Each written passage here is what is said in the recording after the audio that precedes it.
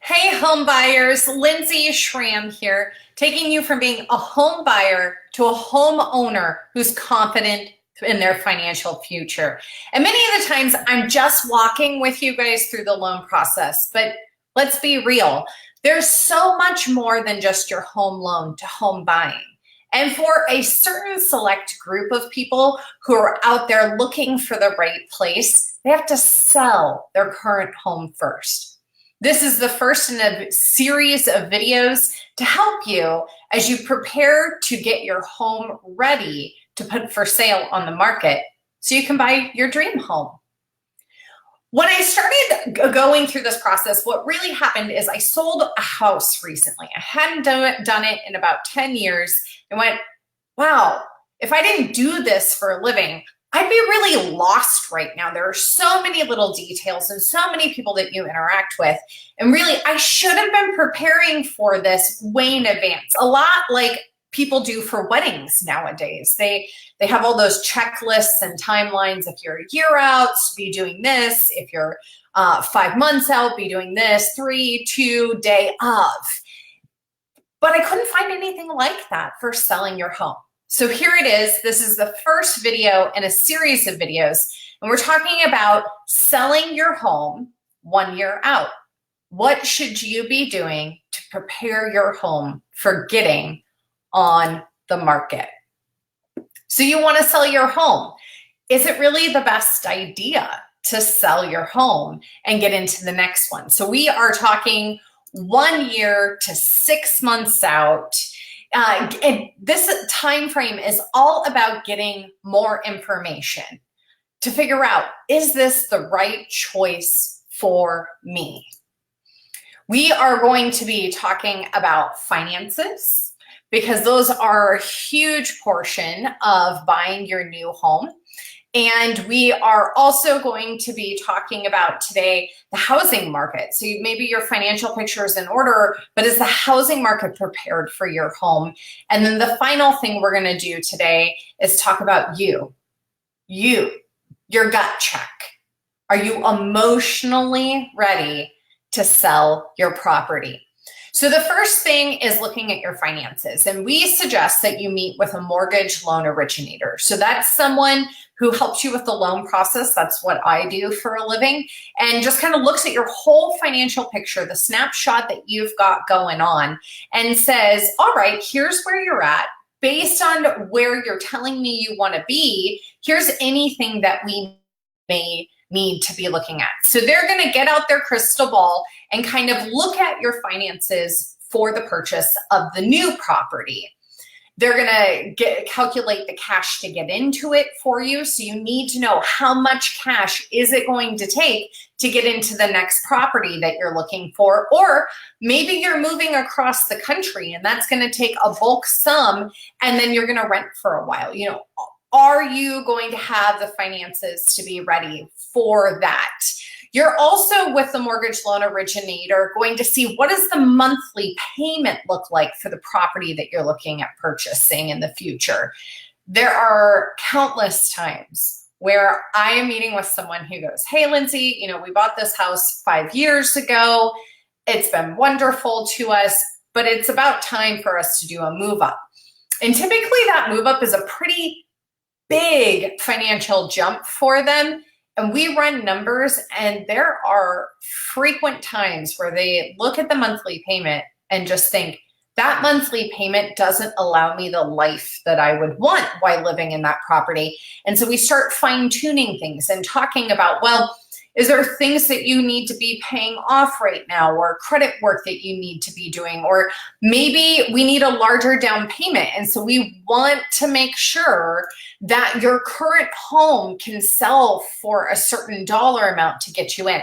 Also, there are times when I'm sitting with people and we're a year or so out from them looking at selling their current home, buying a new home, and we start crunching the numbers, and I look at it and I go, hey, you guys, to do what you're wanting to do, you don't even have to sell your current home. You can, but as far as I'm concerned as the lender, it's your choice when you do it. And the beautiful thing about that for a person is if they're financially comfortable, they then, with not selling first, they can go and move into their new home, have both houses for a short period of time. And then once this house, their home that they've had for a while, is all moved out of, it's cleaned up, they can then put it on the market and not have to worry about people coming in their home all the time and having to straighten it up because they've already moved on to this new property. So that's the first step, meeting with a mortgage loan originator and looking at your finances. Now, the next thing we're going to talk about is getting familiar with the housing market that you're in.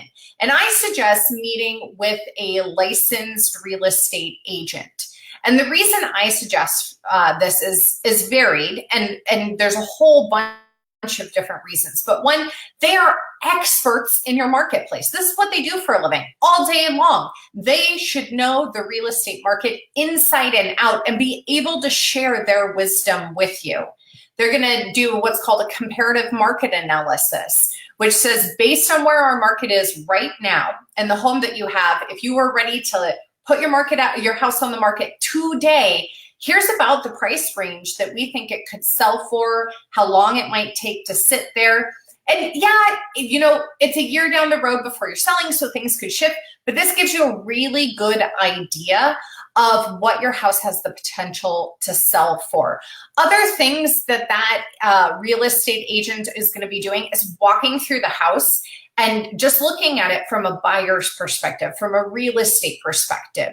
They're going to see things that maybe you don't see in your home. They're going to be able to give you ideas for low-cost things that you could be doing in this period between 1 year out and when you're actually putting your house on the market, low-cost things that you could be doing to just kind of freshen it up and have it look nice for a potential buyer.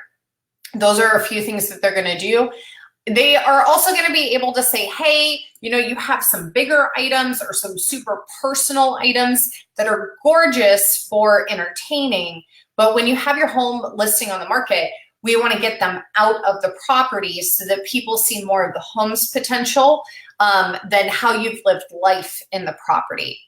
I strongly urge, as you're getting to know your marketplace, that you do something called a pre-listing inspection. Now, not everybody agrees with me on doing this, but a pre-listing inspection is a home inspection that only communicates to you health and safety items and maybe some significant repair items. The reality is that most buyers are going to come in and do their own home inspection anyways. So these things are going to come out about the property at one point or another. The benefit of doing it a year before you even have your home on the market is that you have time to do those repairs, whether you're paying for them out of pocket or you're actually doing them yourself.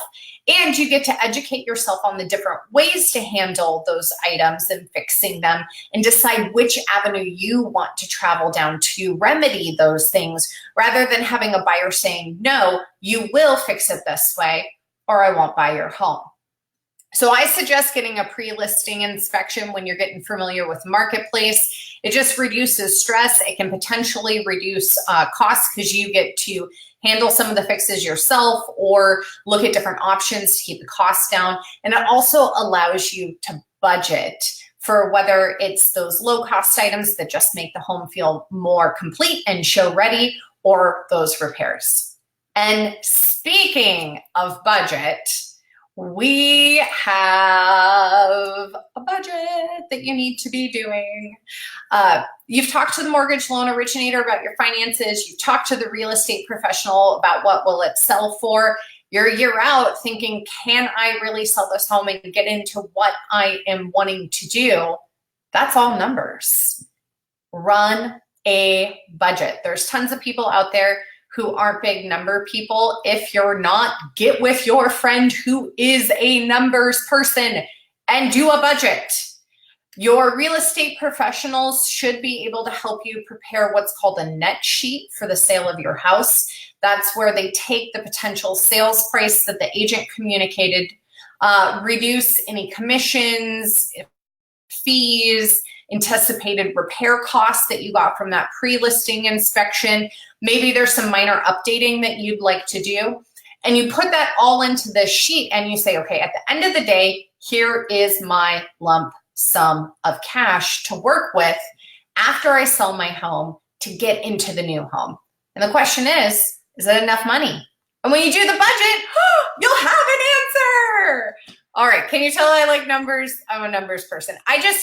When I do this with clients, because I have done this with clients who meet with me face to face, I find that they are so much more confident about moving forward and knowing that it is absolutely the right thing for them to do when they have gone and done the budget and know, okay, I should have 20,000 from the sale of my house, or 7,000 or 150,000, whatever that number is. And then they can take that number and go, okay, well, my down payment on my new house is 20,000 and my closing costs are 7, and I need a mover to get me from one house to the other, and I need a professional cleaner to clean the house I'm leaving.